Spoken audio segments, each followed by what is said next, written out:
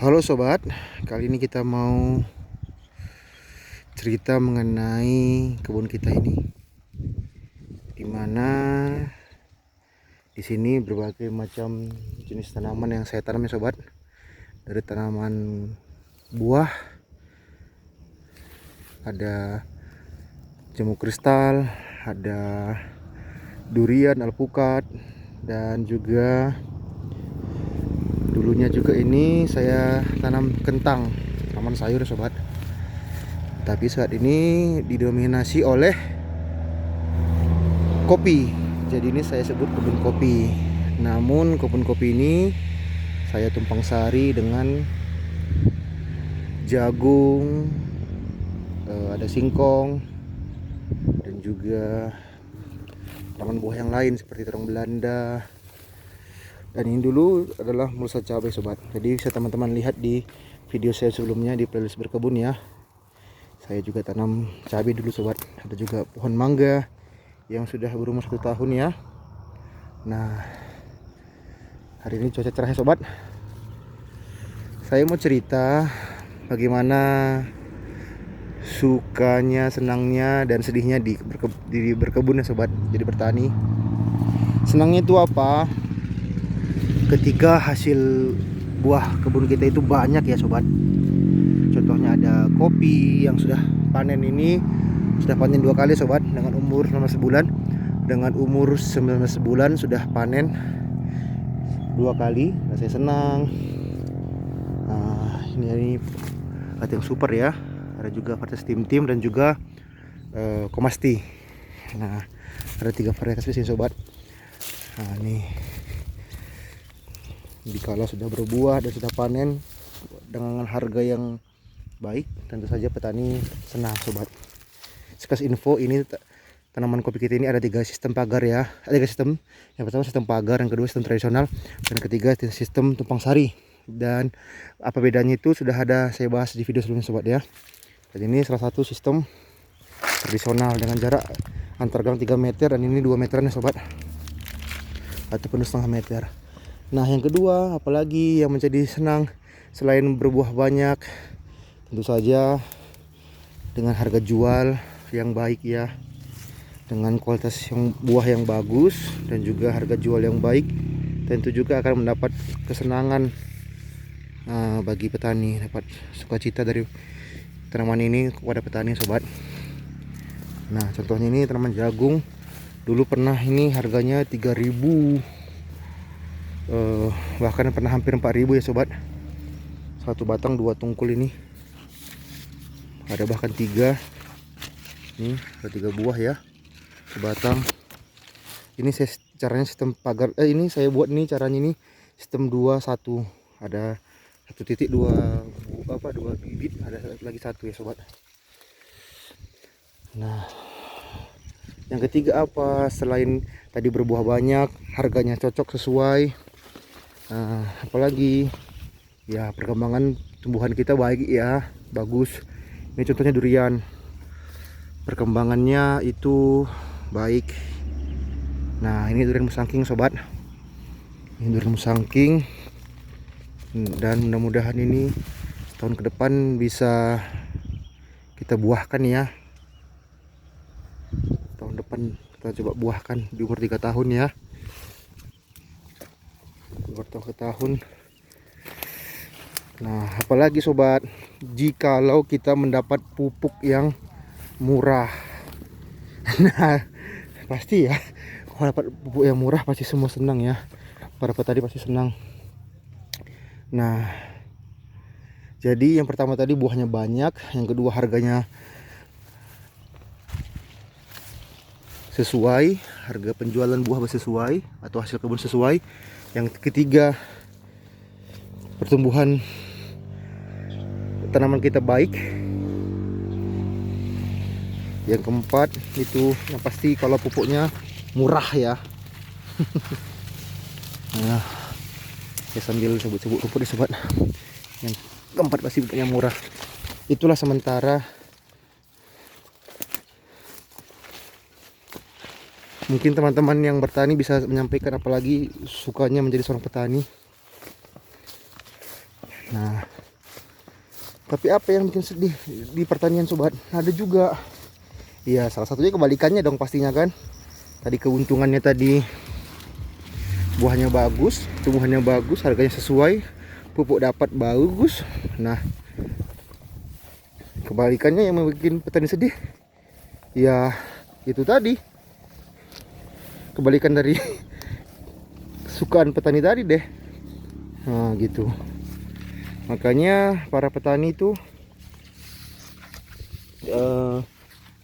memiliki solusi masing-masing ya dalam mengelola kebunnya. Itu sobat. Dan ini pepaya California ya.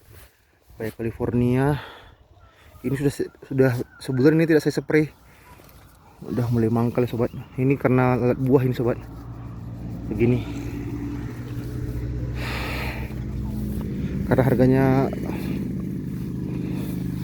kurang baik di sini karena cuaca, jadi kurang saya perhatikan pepaya sobat. Ini nih.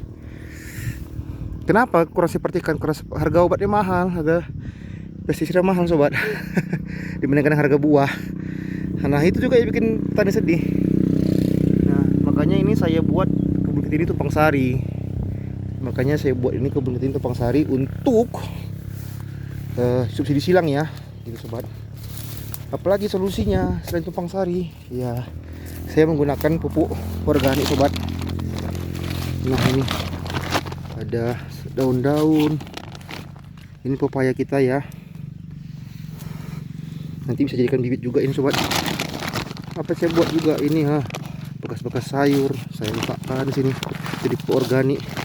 Ya memang biasa seharusnya sih difermentasi dulu ya. Pakai E4 bisa. Tapi ini saya langsung aja nanti biar fermentasi alami saya sobat. Ya, ini juga ada bekas kopi ya. Bekas kulit kopi saya tabur juga. Ya, inilah cara saya untuk mengurangi biaya pupuk.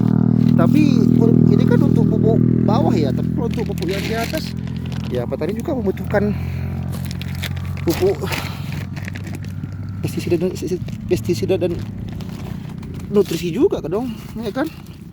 Nah, ini saya hanya bisa mampu memberi dengan apa yang ada aja sementara, pupuk organik. Jikalau ada yang mengatakan kita pakai pupuk organik aja biar murah untuk inseknya, untuk funginya, ya silakan saja. Tapi saya berpikir itu apakah dengan banyaknya kebun kita, luasnya kebun kita itu sebanding dengan ketersediaan pupuk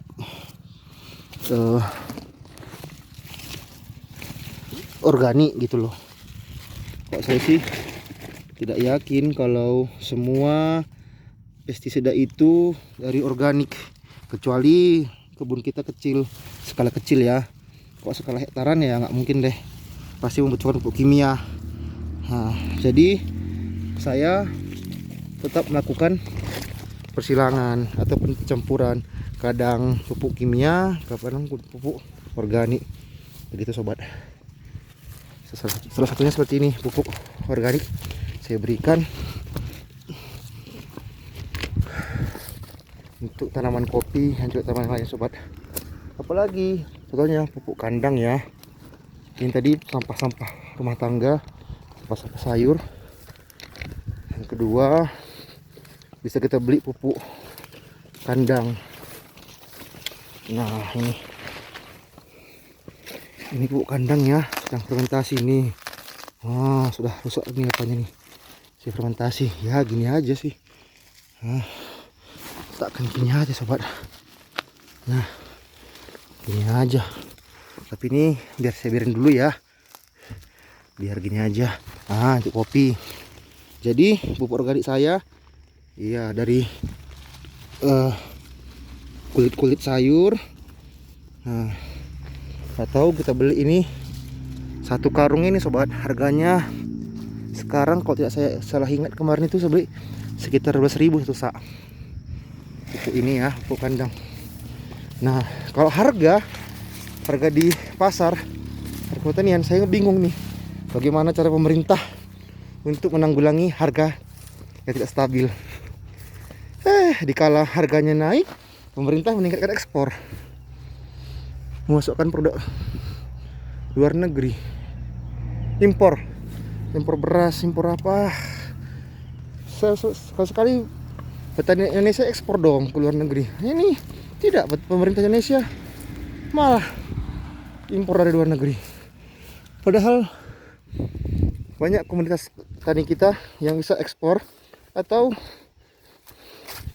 saya bingung deh kalau bahas pemerintah, bagaimana caranya mereka untuk menanggulangi harga ekspor impor itu. Sebetulnya menurut saya yang saya pelajari di sekolah ya, koreksi kalau salah, itu harus seimbang sehingga perputaran ekonomi kita baik.